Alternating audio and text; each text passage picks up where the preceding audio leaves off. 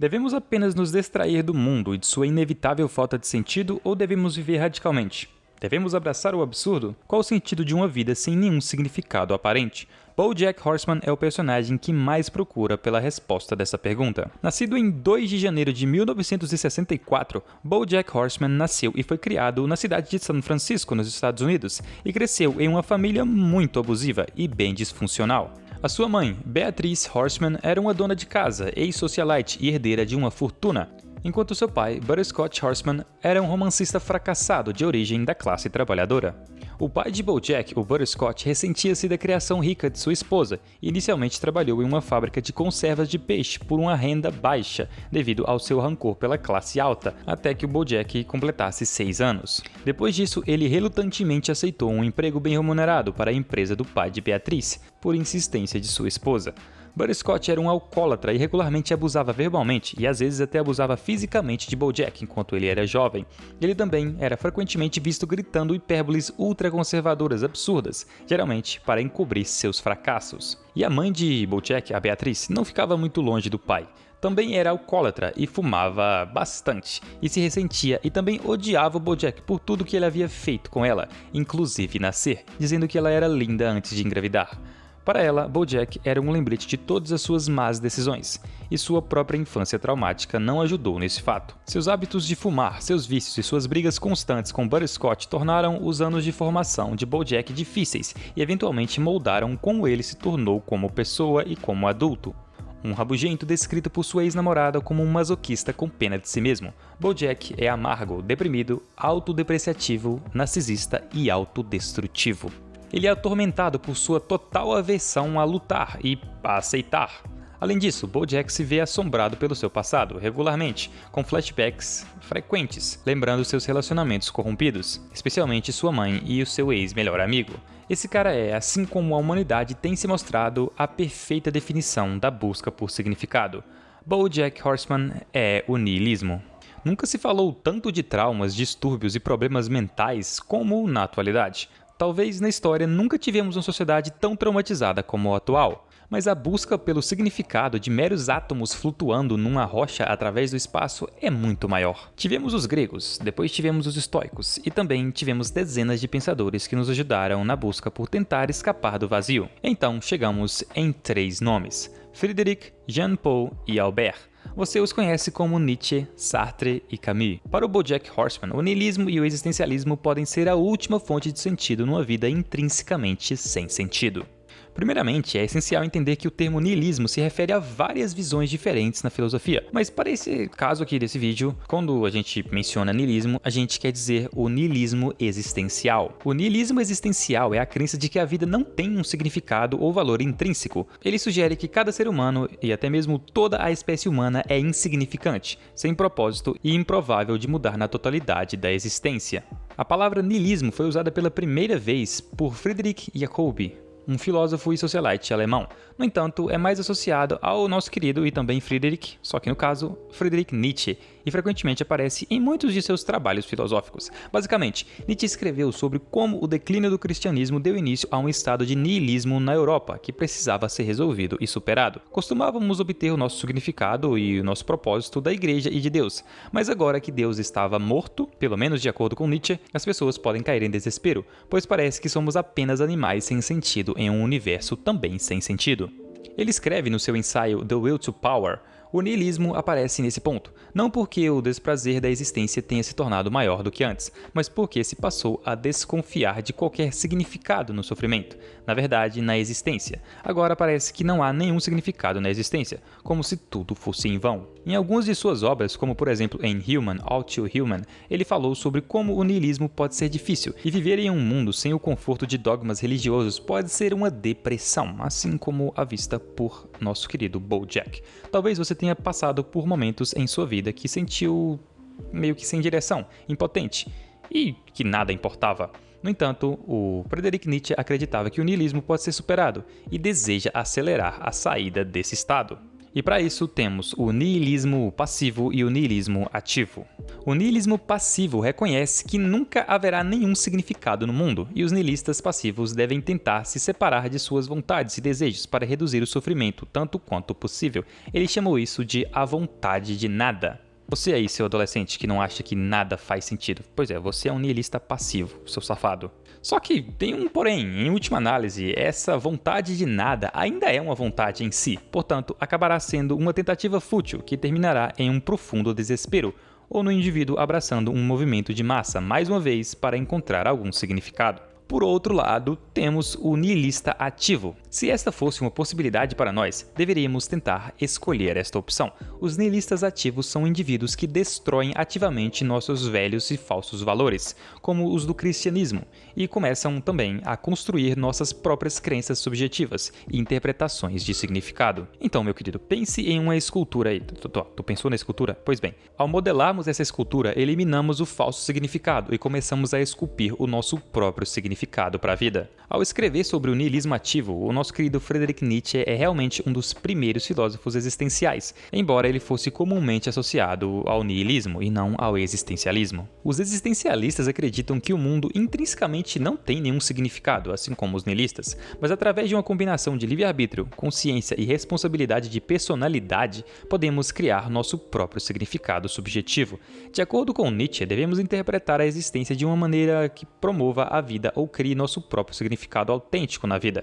Especificamente, devemos trabalhar para nos tornar uma versão maior de nós mesmos, um homem superior, ou um super-homem, como mencionamos no vídeo anterior, ou em alemão, o Übermensch. A obra e os escritos do Nietzsche abriria caminho para o movimento existencial francês. Em particular, lançaria as bases para a obra do filósofo Jean-Paul Sartre, que popularizou o termo existencialismo. A base do existencialismo de Sartre... Calma aí, tá, BoJack? Vamos tentar resolver seu problema, assim como resolvemos o problema do Butters num vídeo que tá... Esse vídeo aqui, ó. Vamos tentar resolver também o problema do BoJack. Pois bem, a base do existencialismo do Jean-Paul Sartre é a frase: a existência precede a essência. Mas tá, William, o que significa isso? Significa que nenhuma descrição geral do que significa ser humano pode ser dada. Esse significado só pode ser decidido e construído por meio da própria existência. Somente agindo você pode descrever como o ser humano é. Somente com as ações do ser humano você pode descrever o que ele é. No final das contas, ninguém é mais responsável por esse significado além de nós mesmos. Na verdade, Sartre escreveu que estamos condenados a sermos livres, por causa das escolhas avassaladoras e quase infinitas que podemos fazer para dar sentido às nossas vidas. Ao abraçar a liberdade e criar um significado autêntico, melhoramos nossas vidas e a humanidade em geral. O significado e a essência que criamos são ontológicos e viveremos, de certa forma, após a nossa morte, assim como Jean-Paul Sartre está vivendo através de suas ideias e obras filosóficas. Enquanto o niilismo existencial lida com a ideia de que não há nenhum significado intrínseco em nenhum lugar no universo, pensamento expandido pelo nosso querido Nietzsche, o existencialismo lida com as maneiras de lidar com toda essa falta de significado no universo. O objetivo final do existencialismo, ou seja, o existencialismo de Sartre, é a criação da própria essência e significado subjetivo. Então, depois de um longo vídeo, mas não acabou ainda, estamos aqui, novamente de frente para o abismo, novamente pensando em BoJack Horseman e toda a sua existência. Se ele não vê um sentido, quais são as alternativas que poderemos dar para ele? Como podemos salvar BoJack Horseman de pular dentro do abismo? Pois é, temos 3 alternativas. Uma maneira fundamental de lidar com a angústia de um mundo sem sentido é simplesmente se distrair. Como o Sr. Peanut Butter, um dos protagonistas do show, disse, o universo é um vazio cruel e indiferente. A chave para ser feliz não é a busca de significado, é apenas se manter ocupado com bobagens sem importância e, eventualmente, você está morto. Como a série se passa em Hollywood, surge uma pergunta: se as celebridades de Hollywood têm tudo, como podem não ser felizes? Essa questão foi abordada pelo filósofo do século XVII, Blaise Pascal, que é considerado por muitos como um precursor dos existencialistas. Para Pascal, quando é dado muito tempo para se pensar, os humanos acabarão contemplando a própria insignificância, o que, inevitavelmente, os torna miseráveis. Pô, pior que eu acho que eu tô com muito tempo então, hein, cara. Descobri que toda a infelicidade dos homens provém de um único fato: eles não podem ficar quietos em seus próprios aposentos. Descobri que há uma razão muito real, a saber, a pobreza natural de nossa condição débil e mortal, tão miserável que nada pode nos confortar quando pensamos nisso de perto. Além disso, os humanos têm um mecanismo de defesa psicológico natural que mantém esses pensamentos afastados. Os humanos são muito fáceis de se distrair, e quando nos distraímos, paramos de pensar em nossa existência, e podemos ser, se não felizes, pelo menos funcionais. Pascal abordou diretamente a infeliz questão. No entanto, quando imaginamos um rei atendido com todo o prazer que ele pode sentir, se ele não se distrair e for deixado para considerar e refletir sobre o que ele é, essa débil felicidade não o sustentará. Embora, obviamente, BoJack não seja um rei, a citação de Pascal ainda implica no caso do BoJack, ainda é um ótimo exemplo. Ele não tem nenhuma luta séria para ocupar a sua vida. Em vez disso, ele passa o tempo todo tentando se distrair para nunca ter que pensar na realidade de sua situação. Daí o vício em drogas e também no álcool. Então, o que BoJack deve fazer uma vez que sua distração acabou? Para Pascal, uma vez que ultrapassado o ponto crítico em que uma diversão não mais o sustentará, o único recurso é voltar-se para Deus. No entanto, esta não é uma opção para BoJack. Mas para onde devemos recorrer então? Para BoJack, a resposta é simples. Ele estará de volta à distração, aos vícios. Desde o início da série, BoJack rejeita a responsabilidade. Ele quer escapar da realidade e das suas terríveis escolhas de vida. Encontramos o medo de BoJack no filósofo francês do século XX, o nosso querido Jean-Paul Sartre, como mencionamos, com a liberdade radical, que era o foco principal de sua filosofia, o existencialismo. Não há propósito subjacente à existência de BoJack, e nada que ele deva fazer. Assim como também não há nada que o force a fazer essas coisas. BoJack tem controle total sobre todas as ações que realiza, e isso é o que Sartre quis dizer com a liberdade radical. É isso que eu quero dizer quando digo que o homem está condenado a ser livre. Condenado porque não criou a si mesmo, mas está em liberdade. E, desde o momento em que é lançado neste mundo, é responsável por tudo o que faz. Isso, meu querido amigo, minha querida amiga e todos vocês aqui, significa duas coisas. Sim, BoJack é responsável por todas as suas escolhas. Pois é, cara, assuma suas escolhas, meu amigo. Não importa o que ele faça, não há nada que ele possa fazer para voltar no tempo e não machucar as pessoas. Do outro lado da moeda, porém, ele não é e nem será o que ele é atualmente para sempre. Ele tem a liberdade de mudar suas ações e mudar a si mesmo, mas cabe isso inteiramente a ele. Cuddly Whiskers, o antigo parceiro de escrita de BoJack, aconselha BoJack a desistir de tudo para que ele possa começar a encontrar uma maneira de ser feliz. Os caminhos para a felicidade, depois ou mesmo por causa da realização do niilismo, trazem à tona o pensador francês do século XX, Albert Camus, e sua filosofia do absurdo. Para Camus, o universo é irracional e totalmente sem sentido, e no entanto, os humanos estão desesperados para encontrar razão e significado nele, uma coisa totalmente sem sentido. Tanto o universo quanto a nossa busca por significado no universo, que não tem nenhum sentido. Essa discrepância e essa busca sem sentido é chamada de o absurdo, na filosofia de Camus. Ao tomar conhecimento do absurdo, você tem três escolhas simples. Voltar ao ciclo de vida cotidiana e nem pensar nisso, ou seja, se distrair, como mencionamos. Temos a opção B também, você pode meio que morrer, por conta própria, se você me entendeu. Ou a opção C, rebelar-se, a opção preferida de Camus, na qual se aceita o absurdo e se é feliz de qualquer maneira, pois o universo não pode controlar como alguém se sente. Albert Camus ilustra essas ideias em seu ensaio O Mito de Sísifo, que a gente já falou em alguns vídeos aqui no canal, baseado no antigo mito grego sobre um homem que está condenado a empurrar uma pedra colina acima todos os dias de sua vida, apenas para vê-la rolar lá para baixo novamente.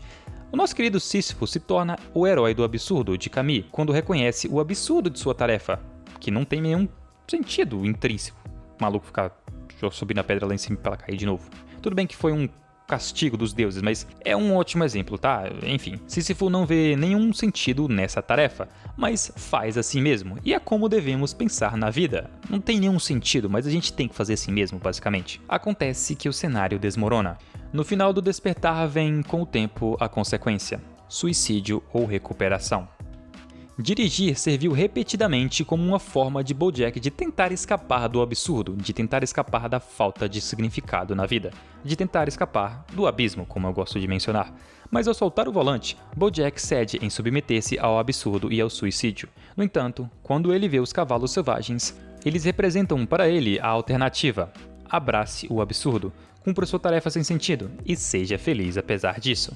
Como iremos fazer isso? Cabe somente a você, como diria Jean-Paul Sartre. E você, irá abraçar o absurdo ou deixará o vazio lhe engolir? Muito obrigado pela sua audiência, tenha um ótimo dia e até a próxima.